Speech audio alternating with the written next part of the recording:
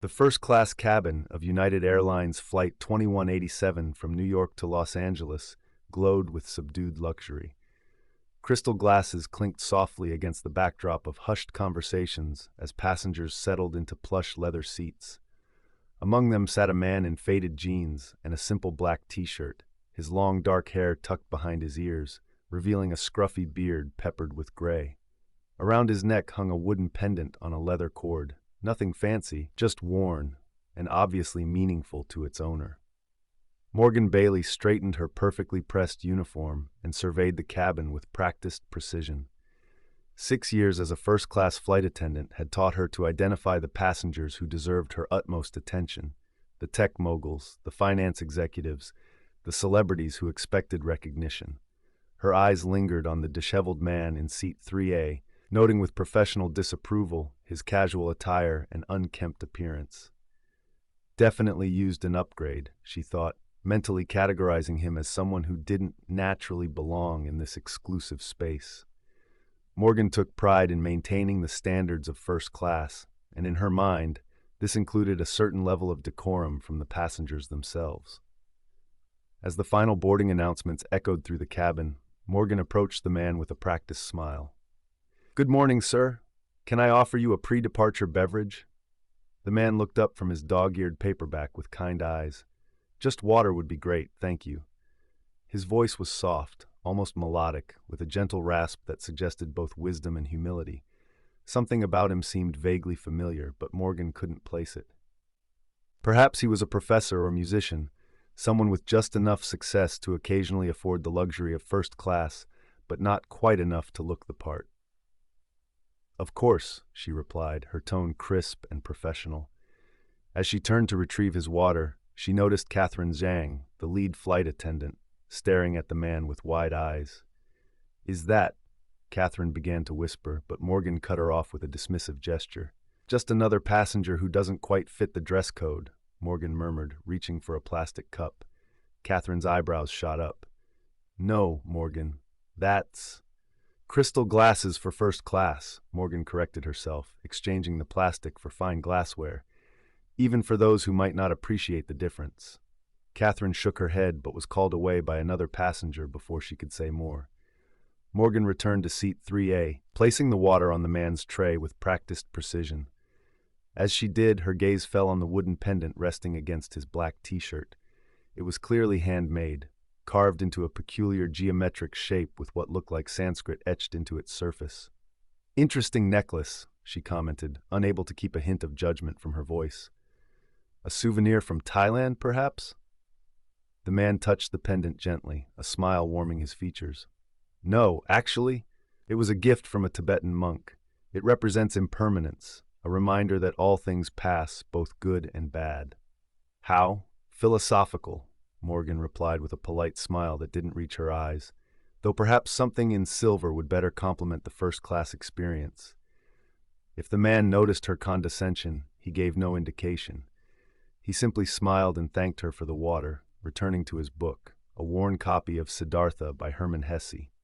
As the flight prepared for takeoff, Morgan continued her duties, but her attention kept returning to the man in 3A. There was something unsettling about his calm presence, about the way he seemed so comfortable in his own skin, despite being so obviously out of place in the luxury cabin. It pricked at her professional pride. The Airbus A320 lifted smoothly into the morning sky, leaving Manhattan's skyline behind. Once they reached cruising altitude, Morgan began the first-class meal service. When she reached seat 3A, she noticed the man had fallen asleep, his book open on his lap, his head resting against the window. "Sir," she said, perhaps a bit louder than necessary, "we're serving breakfast now." The man stirred, blinking slowly as he oriented himself. "I'm sorry, I must have drifted off." "It happens," Morgan replied. "May I interest you in the smoked salmon with capers or the truffle omelet?" "The omelet sounds wonderful," he answered with a genuine smile that crinkled the corners of his eyes. As Morgan prepared his tray, she noticed him pull a small notebook from his backpack and begin to write. His handwriting was neat and deliberate, and he seemed lost in thought as his pen moved across the page. "Writing anything interesting?" she asked as she set down his breakfast, her curiosity temporarily overcoming her professional distance. He looked up, almost surprised by the question. Just some thoughts. I find flying gives me perspective, something about being above everything, looking down at the world from a distance. I suppose that's one way to look at it, Morgan said. Though most of our first-class passengers use the time to prepare for meetings or catch up on sleep. Different priorities, he responded with a gentle shrug. I've had enough meetings to last several lifetimes. Something about his comment struck Morgan as oddly familiar, like a line from a movie she'd seen. She studied his face more carefully, trying to place where she might have seen him before. Your pendant, she said, gesturing toward his necklace. It's quite unusual. Is there a story behind it? The man's face brightened. There is. I was filming in Nepal several years ago, and during a break, I wandered into a remote monastery. The head monk there had been maintaining a meditation practice for decades, barely speaking to anyone. For some reason, he approached me and placed this in my hand. He told me that fame and wealth are like clouds. They appear solid from a distance, but dissolve when you try to grasp them. Morgan's smile tightened. How fortunate to receive such wisdom, though I imagine the jewelry at Harry Winston might last longer than philosophical clouds.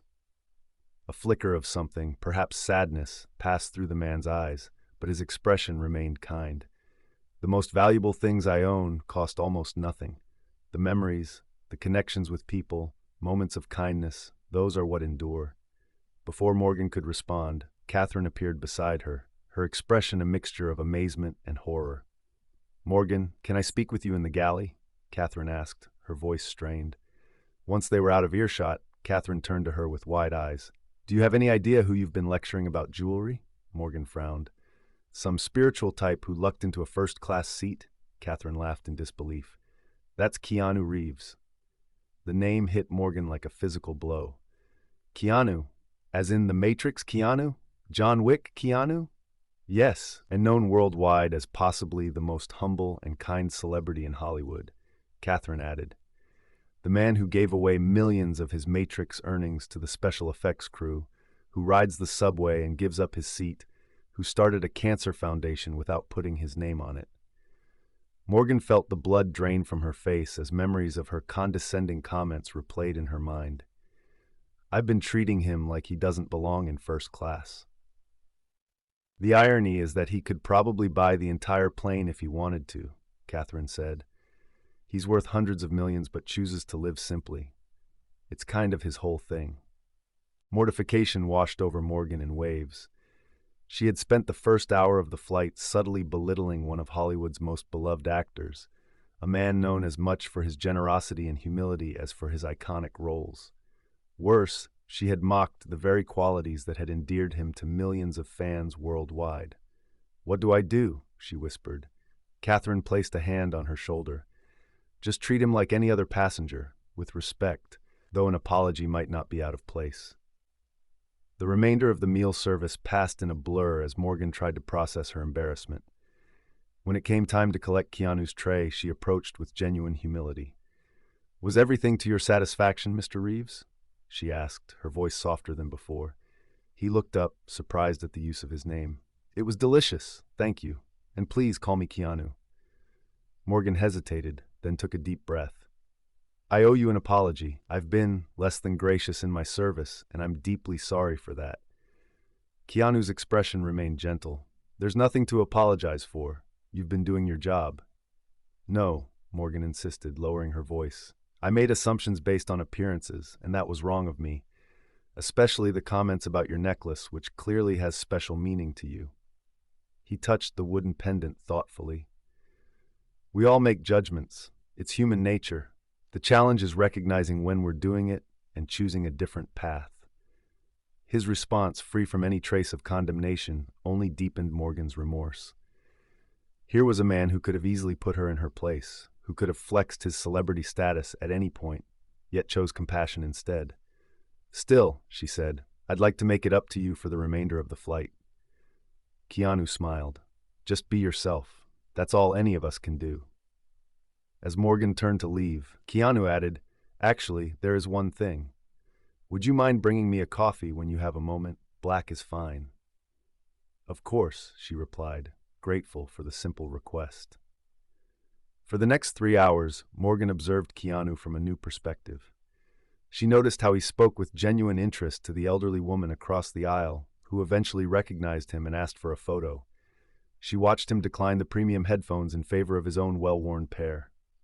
When turbulence hit and a young businessman in row 2 became visibly anxious, Keanu leaned forward and engaged him in quiet conversation until the man's knuckles loosened their death grip on the armrests. During a quiet moment in the flight, Morgan brought Keanu a fresh coffee without being asked. "I thought you might like a refill," she said, placing it carefully on his tray. "Thank you, Morgan," he replied, having noted her name tag earlier. "That's very thoughtful." She hesitated, then asked, "May I ask you something?" "Of course. How do you do it? Stay so grounded. I mean, with all your success, you could be so different." Keanu considered the question thoughtfully. "I've experienced great joy in my life, and also profound loss. Both teach you what truly matters." He paused, his eyes reflecting a depth of experience that his public persona only hinted at. "Luxury is nice, but it doesn't keep you warm at night. People do that. Connections, kindness, community." Morgan nodded, thinking about her own life. She had pursued this career partly for the glamour, the proximity to wealth and celebrity. Somewhere along the way, she'd begun to believe that the trappings of success were the same as success itself. "I think I lost sight of that," she admitted. "We all do sometimes," Keanu said. "The good news is we can always find our way back." Their conversation was interrupted by an announcement that they would be beginning their descent into Los Angeles. Morgan returned to her duties, but with a shifted perspective. She found herself noticing the humanity in each passenger, the nervous flyer clutching a photo of her children, the businessman who thanked her with genuine appreciation, the elderly couple holding hands as the plane descended. As the aircraft touched down at LAX, Morgan felt as though she had traveled much further than the distance between New York and Los Angeles. When the seatbelt sign dinged off, she expected Keanu to gather his few belongings and depart quickly, like most celebrities eager to avoid recognition. Instead, he remained seated, allowing others to exit first. When most of the cabin had cleared, he stood and collected his backpack. As he passed Morgan stationed at the exit, he stopped. "Thank you for the conversation," he said. "It made the flight go faster." "Thank you for your patience with me," she replied, "and for the lesson." Keanu tilted his head. "What lesson was that?" "That the most valuable things can't be bought," she answered, echoing his earlier words. "And that how we treat people matters more than what we own or how we appear." A genuine smile spread across his face. "Well, now I feel like I should be taking notes from you." He reached into his pocket and pulled out a small piece of paper, a boarding pass on which he had written something. He handed it to her. "Maybe this will remind you, as it reminds me." With that, he nodded goodbye and walked up the jetway. Morgan looked down at the paper in her hand. On it, in neat handwriting, was a quote: "The hardest thing in this world is to live in it. Be brave, live." 2 weeks later, Morgan stood in the first-class cabin of a flight to Chicago, welcoming passengers aboard. She had replaced her designer watch with a simple model and had begun volunteering at a local shelter on her days off. Around her neck hung a small wooden pendant. Nothing fancy, just something she had found at a local craft fair that reminded her of the importance of seeing people for who they were, not what they appeared to be. As a well-dressed executive boarded, barely glancing at her as he barked into his phone, Morgan smiled genuinely and offered him a welcome. When an elderly woman struggled with her carry-on, Morgan stepped forward immediately to assist, taking extra time to ensure she was comfortable. The wooden pendant bounced lightly against her collar as she moved through the cabin, a constant reminder of an encounter that had changed her perspective on what truly constituted first-class behavior. And somewhere in the world, Keanu Reeves continued his journey, touching lives with his authenticity, one humble interaction at a time.